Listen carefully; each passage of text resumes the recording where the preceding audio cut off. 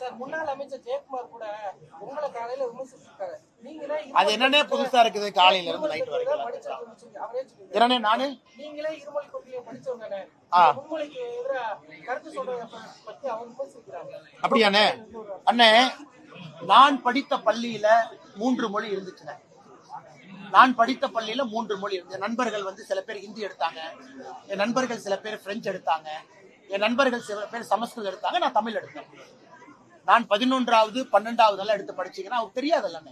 படிச்சவங்களுக்கு தானே அதை பத்தி தெரியும், படிக்காத அரசியல்வாதிகளுக்கு அதை பத்தி தெரியாதுல்ல, சும்மா தான் சொல்லுவாங்க. ஆனால் நான் படித்த பள்ளியில 3 மொழி இருந்துச்சு, தமிழ் ஆப்ஷனலா இருந்துச்சு. நான் தாய்மொழி தமிழ் எடுத்து தான் நான் 11th 12th படிச்சேன். வேணும்னா அவங்க போய் ஸ்கூல் ரெக்கார்டு எடுத்து செக் பண்ணட்டும். இன்னைக்கு நாம் பேசுவது நம்ம காலத்தை பத்தி பேசலாம். குழந்தைகள் அடுத்த கட்டத்திற்கு 3வது மொழி படிக்க வேண்டும் என்று பேசுகிறோம். அவர் என்னை பத்தி சொன்னாலும் நான் பதில் சொல்றேன். நான் படிச்ச ஸ்கூல் எப்படி இருந்துச்சுன்னு நான் சொல்றேன். அதன் பிறகு 26 வயசுல நான் கன்னடம் கத்துக்கிட்டேன், ஹிந்தி கத்துக்கிட்டேன், இப்ப தெலுங்கு கத்துக்கிட்டு இருக்கேன். அதெல்லாம் ஒரு மனிதன் இது ஒரு ஆர்வமா கத்துக்கல என்ன தப்பு, அதுதான் குழந்தையும் செய்யணும் வரும்.